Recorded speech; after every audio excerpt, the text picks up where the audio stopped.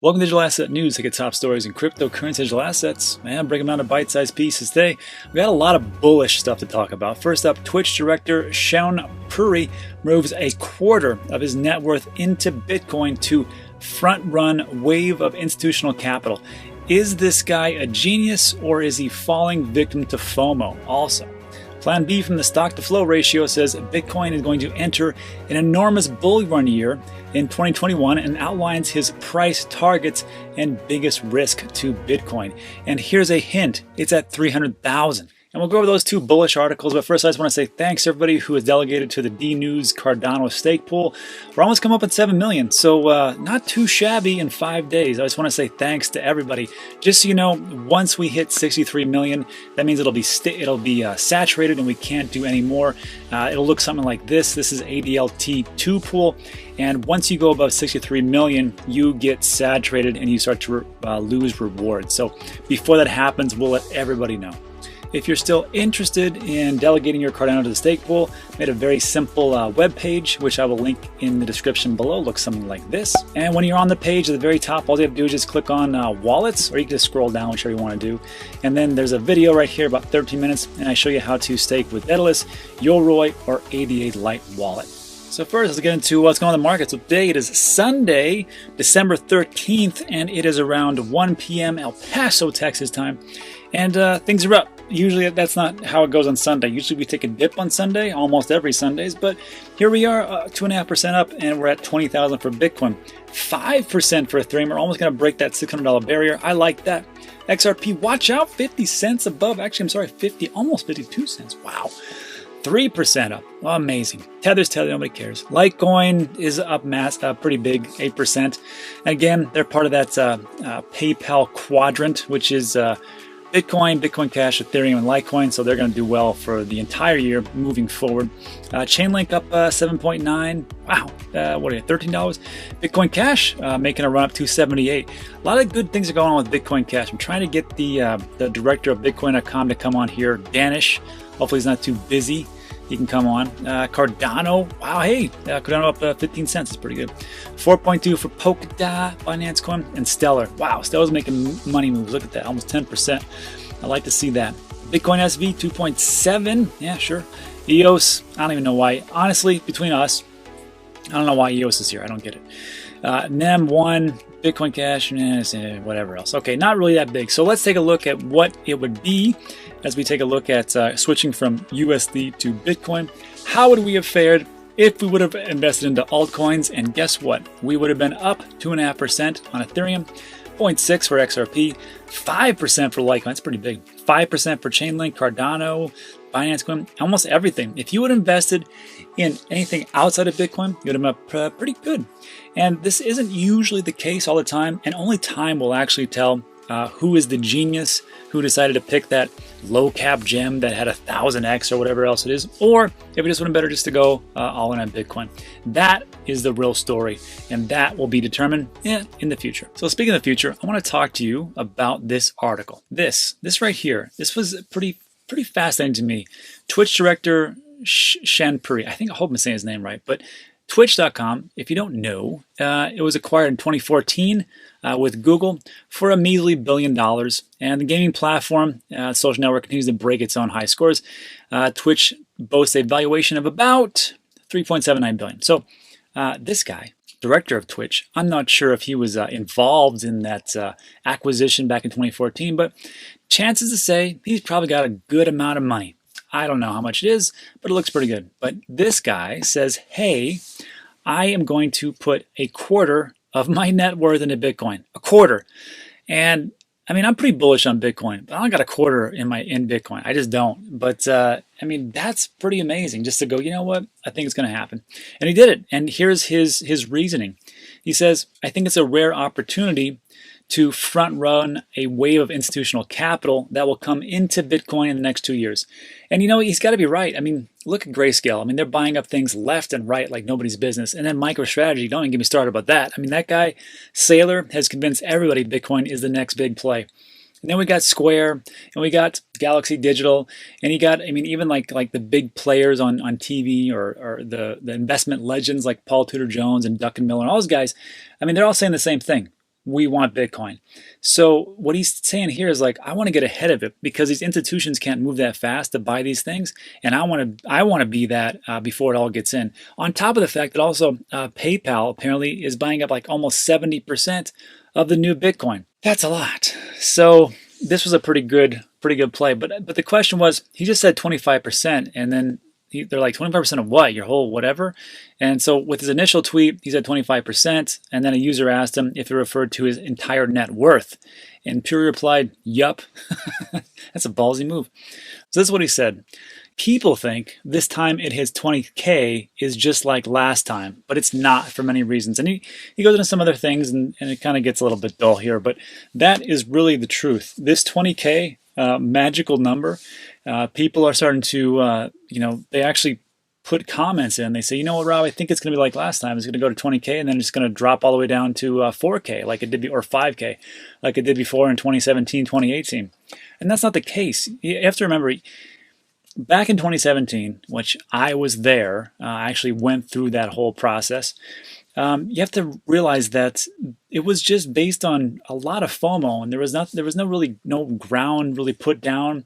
It was just a bunch, like I said, white paper and hopes and dreams, and there wasn't really much there to really propel us to the next level. And it was nice. It was there to kind of show us what it could be, but it went down because we didn't have the infrastructure put in place. We didn't have the things that we have now. We didn't have the people behind us, the capital, the institutions really in here.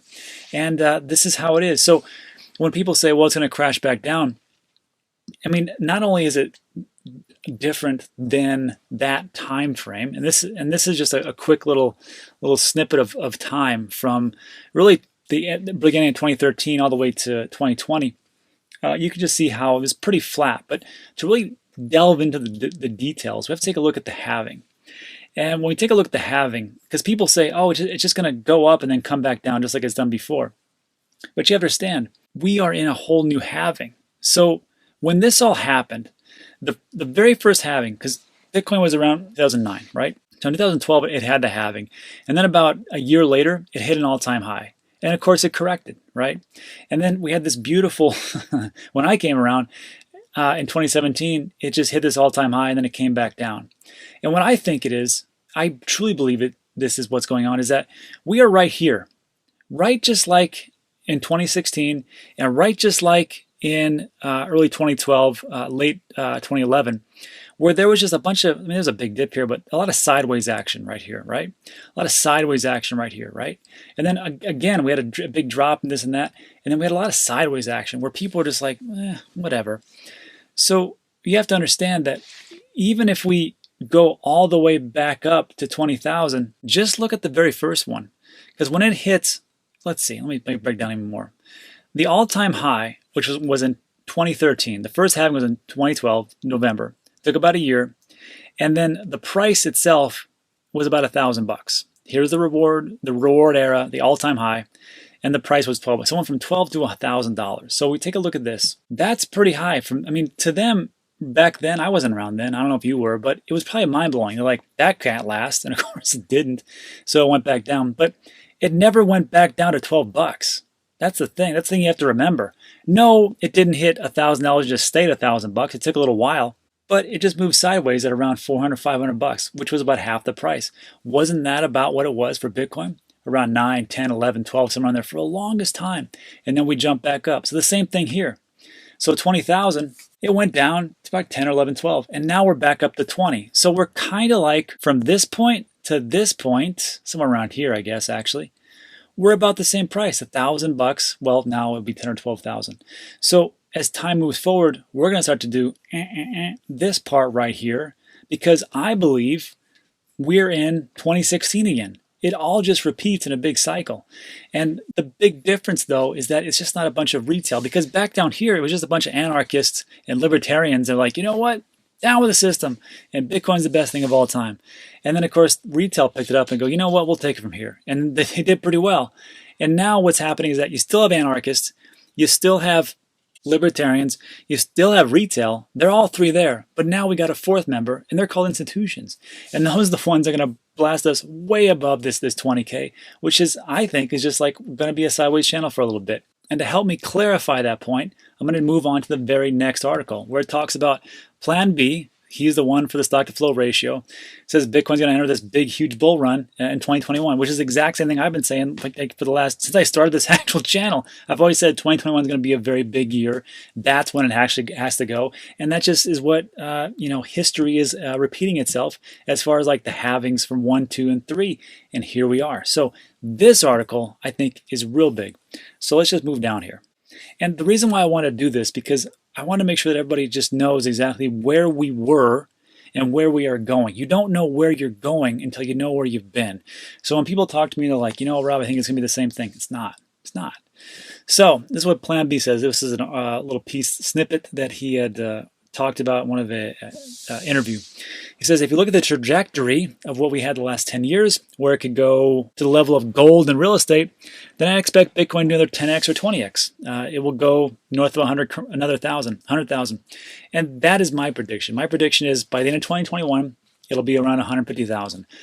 Some people say that's super conservative. Some people say that's ridiculous. But I think it's in that sweet spot where I don't think I'm going to be way wrong if I'm down 50 or up 50. It could be 100, it could be 200,000, but I think 150, right around there. But he says it'll be above 100,000 and maybe even above 300,000 before Christmas of next year. Isn't that crazy to think about?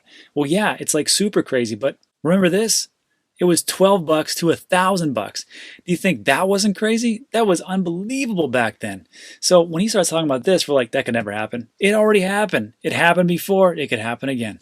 So moving down, there's another piece that he said that was pretty interesting. And this is the thing that always blows my mind about Bitcoin maximalists, because I'm not a Bitcoin maximalist. I talk about it a lot because I think it's going to do very well in the mid to near term. I don't know. But I do think, I can't tell what's going to happen in like 20 years. No one can. That's ridiculous. But I think in the very early parts to the midterm, it's going to do very, very well because it's on the hearts and minds and the tips of every tongue, and it's in the public consciousness of what people expect to happen. So the big thing I always question is like, why are Bitcoin maximalists so much of, they're so maximalism? I think there's always two reasons. One is because they have a lot of it. It's been around for a long time. And when you own something, you get biased. I get biased when I own a bunch of things. I'm like, well, that doesn't make any sense. When I first started this channel, go watch my earlier videos. I was so bullish on XRP. I was like, you can't tell me nothing. But it took a long time for me to go, you know what?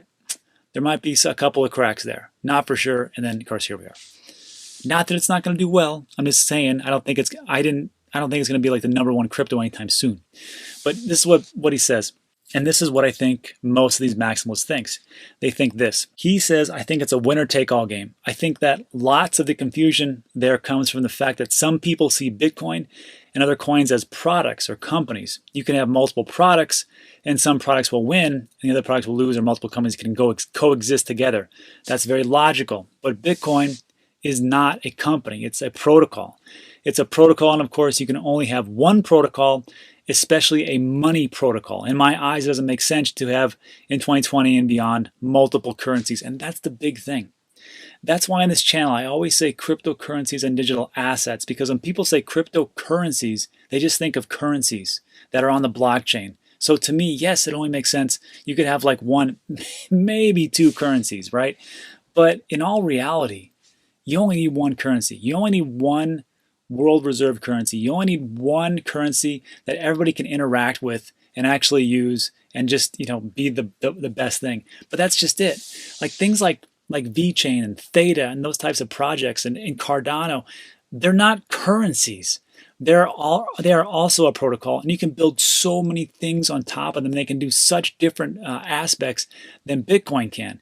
Bitcoin's not going to track some medication in Sri Lanka across the borders to make sure that it hits the right place and it goes on the right temperature and all. And it's not going to be an oracle. It doesn't make any sense. But to maximalism, then that totally makes sense because it's all about cryptocurrency. They don't care so much about digital assets. And that's what was the hardest thing to wrap my head around. But I get it. So the last piece here, and we'll wrap this up. He talks about the risks. And I can see his point here for sure. But again, I don't think it's going to happen. I'm going to tell you why. So the biggest risk that people see is A, government ban or regulation. Governments have been against Bitcoin openly. but also trying to kill the predecessors of Bitcoin. Bitcoin was not the first. It was the fourth or fifth or even the sixth. All the others were shut down. And he says you can even take a look at Facebook Libra. He goes, so in a way, Bitcoin was designed for this risk. And the reason is because with Facebook Libra, you have a place to go to. You can go to California. You can go see Mark Zuckerberg. And you can go shut it down. Or you can say, instead of just going there, you're like, hey, come to us. Sit in front of all us and tell us exactly what you think, and then we'll shut it down, which is exactly what happened. With Bitcoin, you can't do that. This was the smartest thing that Satoshi ever did. He just disappeared. I don't know if he's alive or dead, but I think even if he is alive, he knows he can't come back. He knows that he just cannot materialize now because that will be a single point of failure, and you cannot have that. So there is no CEO. There is nobody running the show. It's just a decentralized network of 10,000 plus nodes across the entire globe, and you can't stop that. They can ban exchanges, but guess what? If you ban an exchange in America, well, guess who's going to pick that up? Other countries. Just like, you know what? If you guys want to do it, we'll do it, and we'll run this whole show. So thanks a lot, suckers, for dragging your feet and missing the whole boat, because now we know what to do. And the last thing I want to say is this. It's about, when he talks about 300,000, it sounds ridiculous, right? It sounds crazy. So I want to bring up the old market cap calculator. So the current price today, so let's put this in. So it's about 19,000, right? About 19,000, right? And its circulating supply is roughly 18,500,000, somewhere around there. And I can just tell you right now, it's not even right, because in the early days, a lot of people threw away their Bitcoin because they didn't really know it was even valuable. They lost things on hard drives. So I would say, if I had to guess, at minimum 2 million. And that's the low number. High number, probably 6 million. The circulating supply is not 18.5. There's no way. There's not a snowball's chance in hell that's true. But that's what we're going with. Let's just stick with that. So if that's the case, then the market cap would be 351 billion. So let's take a look real quick at CoinGecko and Bitcoin. 356 billion. Okay, close enough, because we're at 19.2. So if we go back, Plan B says we're looking at 300,000. That's pretty crazy, right? 300,000. Circulating supply being the same. You're looking at 5.5 trillion. 5.5 trillion. Is that insane? Is that insane?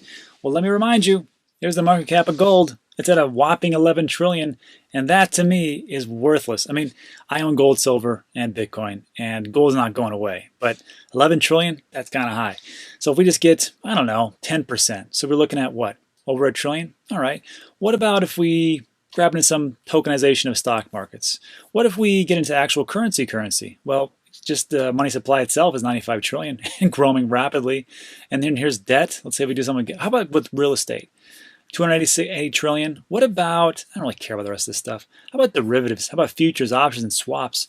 You're looking at, well, this is the low end, 558 trillion. And the high end, it's over a quadrillion, which I didn't know that number even existed until I saw this little piece here. So if we talk about 5.5 trillion is crazy, no, it's not. Just how it is. So look, that is it for today. I know it's a lot of information to go over, but I just want to try to calm people down, just make sure they have strong hands. Look, all the institutions are out there. They're waiting for you to sell. They cannot wait. They are dying for you to sell what you have so they can snatch it all up and go, thanks a lot, sucker, and off the way they go. So keep your hands strong. Everything should be okay. Also, as a quick reminder, the 12 Days of Christmas starts tomorrow. So all you got to do is just show up and watch the video, and I'll tell you what to comment. And like tomorrow, we're giving away 4 stone books. And then after that, a couple of nano ledgers, then a little bit of money, then some swag, and all this good stuff. So it's going to be great. All you got to do is just show up, watch the video, I'll tell you what to comment, and then I'll just draw them randomly. Also, SwiftX, the Australian exchange, they're doing the same type of thing, but they had a lot more cooler stuff than me. Like on the 25th, they're giving away 1 full Bitcoin. That's crazy, 1 full Bitcoin. So to get to this, just go to the exchange and wallet fees. There's a link in the description. Looks just like this. And the 1, 2, 3, the 4th column down, there's a little link right there. It says 12 Days of Christmas. Just click on that, and it'll take you right back to what we just saw. So that's it for today. So thanks so much for watching all the way to the end. I really appreciate it. If you like these types of videos, there's going to be 2 more that's going to pop up on your left and right. I'll let YouTube do all their magic. And that's all she wrote. So thanks again. I appreciate it. I'll see you on the next one. Bye.